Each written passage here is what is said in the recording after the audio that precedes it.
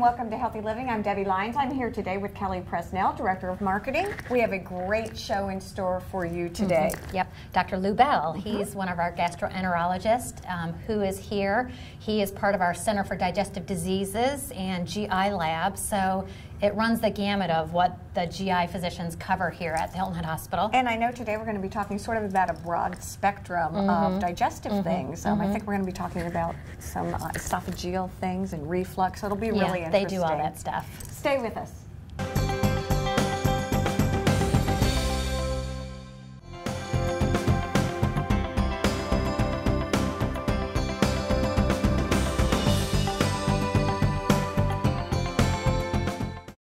Excuse me.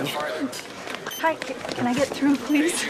Dr. Newman. You know, there has to be a better way. A way to skip the ER waiting room. Like this lady over here. All she did was log on to inquicker.com to hold her son's place in line. Now they can wait at home and skip the ER waiting room. Now, which would you choose? This or this?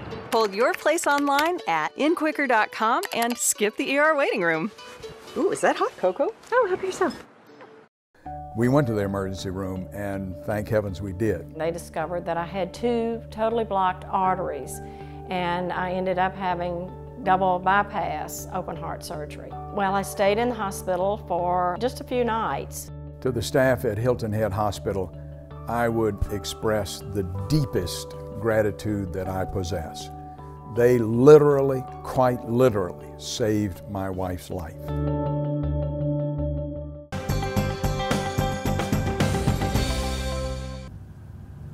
We are back here on Healthy Living. We are talking today with Dr. Louis Bell, and we are talking about gastroenterology and all of the digestive parts, I guess, that encompasses. We're going to talk about kind of a broad spectrum array of topics today because there's a lot to touch on.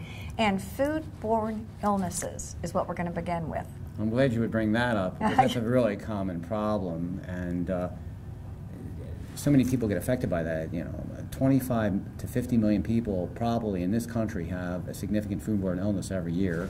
Believe it or not, about 3,000 people die every year from foodborne illnesses. What does that even mean, foodborne illness? It's just some kind of infectious process that comes usually from contaminated food. Okay. Sometimes actually from contaminated people. Okay? Oh, interesting. Okay. You know, hand to hand, stool to hand, that kind of thing. And sometimes it's the people are contaminated, they touch food, okay, goes on to another person. You know, it's interesting that you're talking about that. I was listening to the news a few months ago, and turkey, chicken, I hear about that all the time. I hear about cutting boards. And what are some solutions or things that we can do to prevent those kinds of illnesses from being transmitted?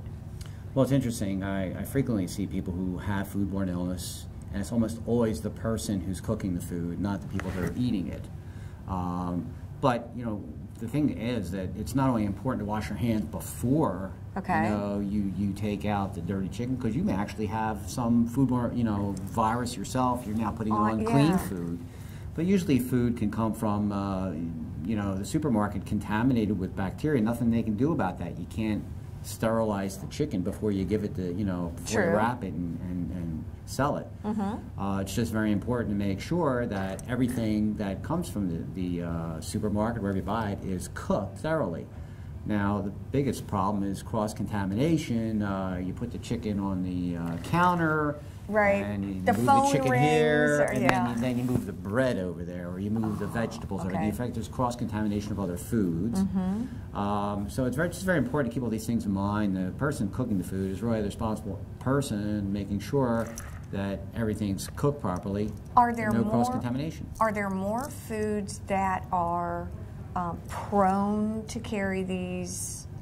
What are they? Yeah, well, different foods have different organisms. You're more likely to see things like salmonella associated with chicken and eggs, something called Campylobacter associated with meats. And, you know, not necessarily bacteria, there's Cryptosporidia and some other organisms that you may see with fruits and vegetables. Well, that's why I said cantaloupe when we were doing the break. It was like, I remember there was a big outbreak of... No, but that cantaloupe would have had been cut up. A cantaloupe is a contained, you know, it's hard to get a bacteria or something inside that cantaloupe. So it's after the cantaloupe was cut, served, you know, somebody who was cutting that up really had to contaminate it, was contaminated.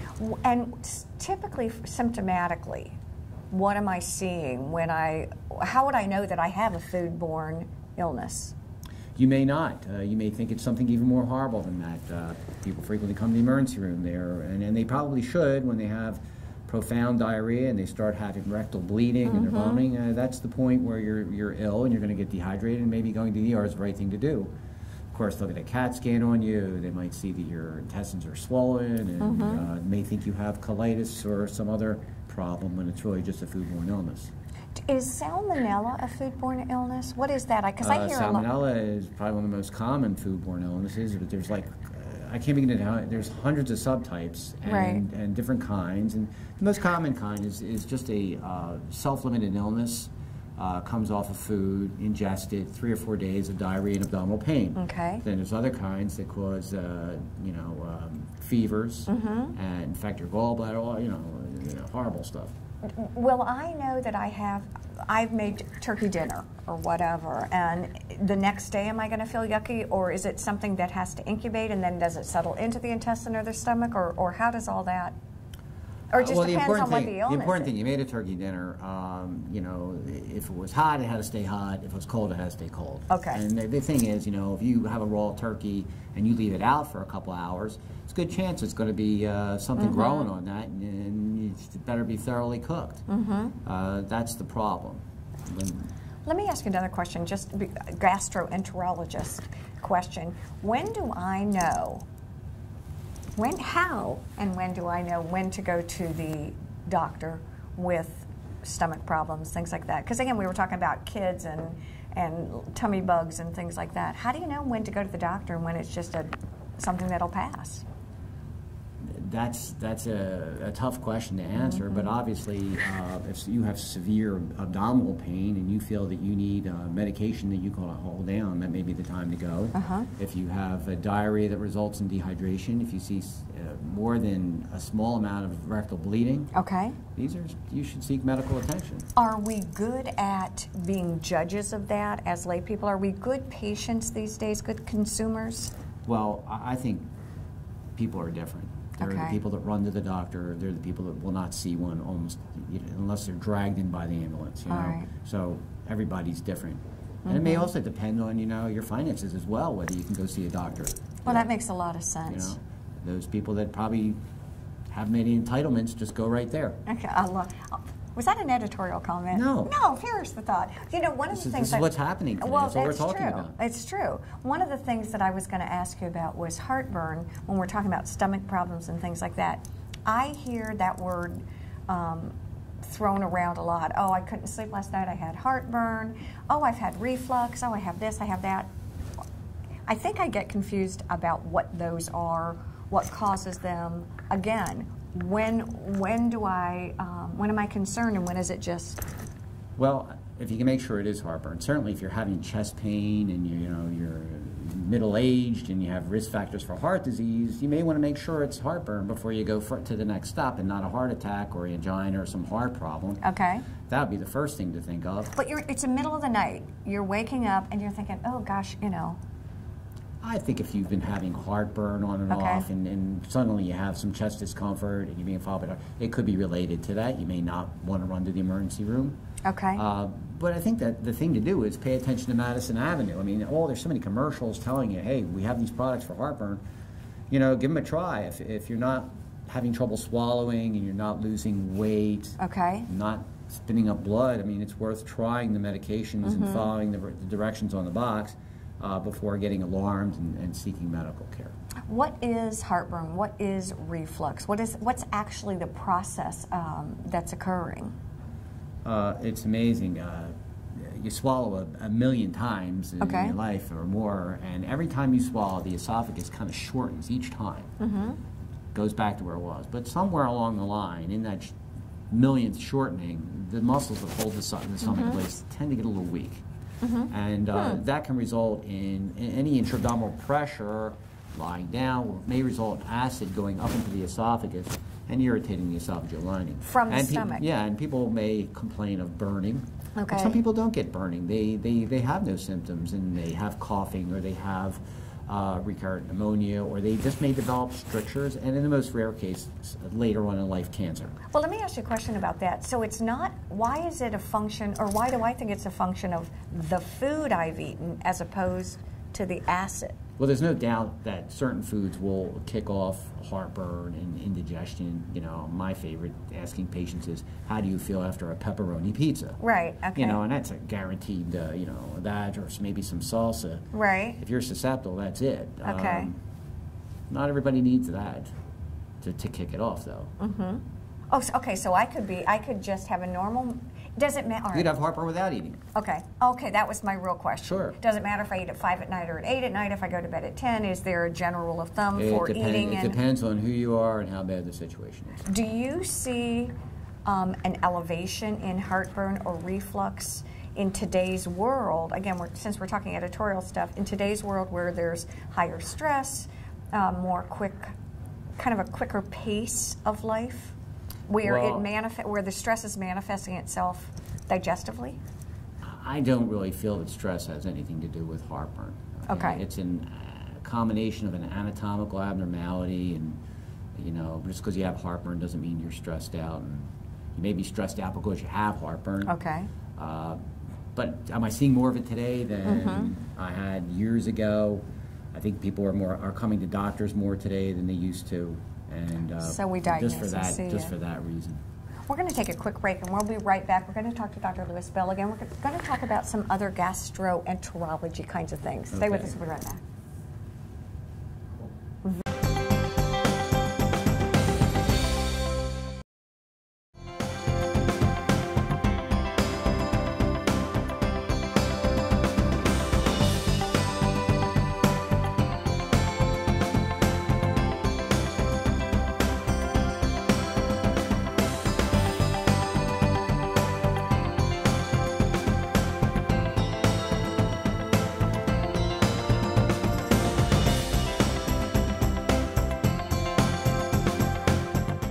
Excuse me. Hi, can I get through, please? Dr. Newton. You know, there has to be a better way. A way to skip the ER waiting room. Like this lady over here. All she did was log on to inquicker.com to hold her son's place in line. Now they can wait at home and skip the ER waiting room. Now, which would you choose? This or this? Hold your place online at inquicker.com and skip the ER waiting room. Ooh, is that hot cocoa? Oh, help yourself.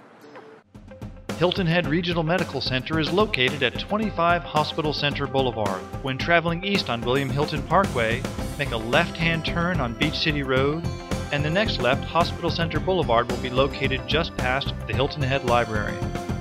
Coastal Carolina Hospital is located on US 278 at Exit 8 on I-95.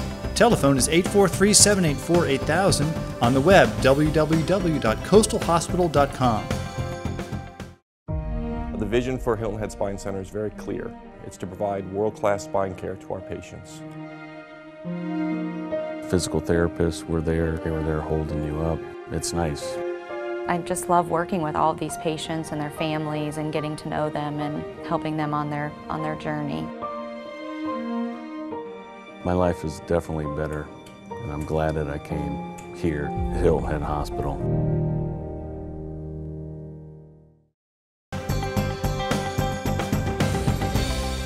We are back here on Healthy Living. We are talking again with Dr. Lewis Bell. We're talking about, right now we were talking about reflux and things like that. We're going to talk esophageal issues right now. Yeah, during the break, Tom was asking us about reflux, and you made a really interesting point about the difference in composition of the esophagus versus the stomach versus an intestines. Might be worth sharing because it really is interesting. Well, I was mentioning the esophagus. If you look at it under the microscope, the lining looks like the skin, like on your hand, but the stomach and intestine are completely different. We call it a glandular epithelium. It can secrete mucus and can protect itself from ulcer, from acid. Because that's what we were talking about, cannot. Right? Yeah. I was mentioning that you can get other problems from reflux, not just heartburn. Right. Frequently, we see people who have strictures, closures of the esophagus from scarring. Okay. They can develop webs, thin lines of tissue that come together in the esophagus.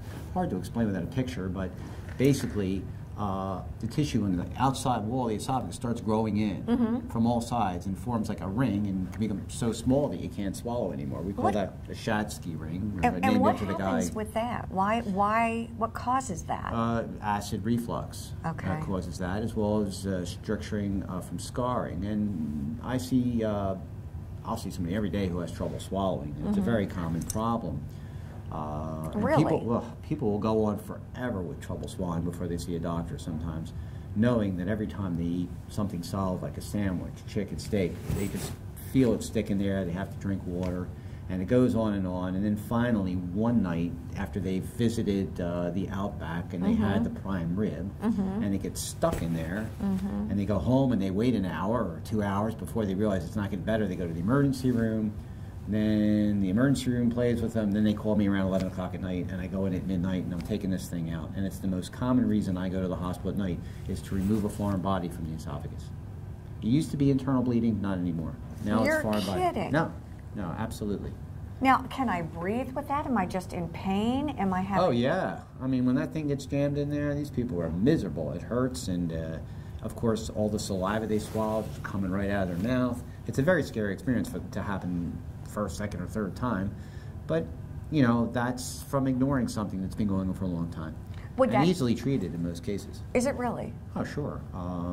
After I get that food bolus out of there, right? Usually have them come back under different circumstances, and we can use all kinds of instruments, usually balloon dilators or these tube dilators to stretch it open, and they're swallowing like new. It's interesting when you're talking about swallowing. I'm sitting here, of course, as we all do, trying to swallow and trying to recognize or realize if I even pay attention to it. Swallowing's complex. I mean, people can't understand how many parts of the brain are involved with just simple swallowing, getting the food to go from your tongue into the esophagus. It involves multiple areas of the brain stem. Any kind of stroke or problems can really affect your swallowing. That's another reason people may have trouble swallowing is after, strokes or other problems, not just heartburn and strictures. But it's very important that if somebody has trouble swallowing and they're losing weight, and it's progressively getting worse, and that may be a sign of cancer, esophageal cancer. About 10,000 people in this country get it every year, and it's not one of the most common cancers, but nevertheless, I see it quite often. Those who drink and smoke are more likely to get something called squamous cell cancer of the esophagus, but those with heartburn and progressive, acid damage to the esophagus are more prone to a different kind of cancer. We call that adenocarcinoma. And that is the most rapidly identified cancer that's going on right now. We see more and more cases of that. At a certain age, or? Well, it's very uncommon to have esophageal cancer below age 50. Okay. And for some reason or other, I very, very rarely see it in women under the age of 70. But somebody who is in those categories I just mentioned, anytime they have trouble swallowing, should not ignore that sign and get attention. It's, again, I think when we talk about things like this, you start paying attention.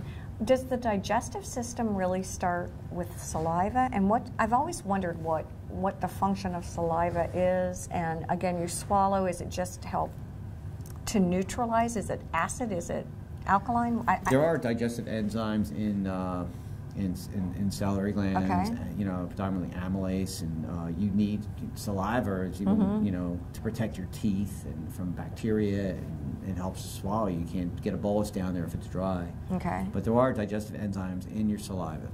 And then what happens? Are you talking about the fantastic voyage through the digestive tract? Very quickly. I think it would be into stop. We'll put you in a little capsule, you swallow, and the people look out the window. I think what's we've all happening? seen that, haven't we? Exactly. Yeah, well, it's pretty complex. It's beyond the scope of this half-hour talk. Oh, it is? Absolutely, it's pretty complicated. Oh my sure, gosh. your food's going to go into the stomach. Right. It's going to be broken down by acid, but actually you don't even need acid to digest food. That's believe it or not, can you believe that? You don't need acid to eat? Who knew? Who knew? The fish need it when they swallow whole fish and stuff like that, or you swallow bones. But for the kind of food we eat, we do not need acid to digest food. Can I go back then to the esophagus, since we don't want to go through the whole body digestive? Perfect. I know. Okay, let me ask you this. Barrett's syndrome, I've heard about what that I've heard that term used. We just used it. What does that actually look like, mean? Looking at it under the by endoscopy, you would see a change in the line. Normally, the esophageal mucosa kind of has a white appearance, but this would be looking like red, as if it was an intestinal lining. And you know, biopsy that to confirm it. And if you do have Barrett's esophagus, nothing to worry about. It just needs to be carefully followed. Okay. Because once you get Barrett's esophagus, your chances of getting esophageal cancer are 40 times greater than the normal population. So you want to have it looked at about every 3 years. At what point, you know, we hear all the time about getting colonoscopies as a part of a routine physical. True? As a routine physical? Well, over the age of. Well, guidelines today, the American Cancer Society recommend on average that somebody have colon cancer screening starting at age 50.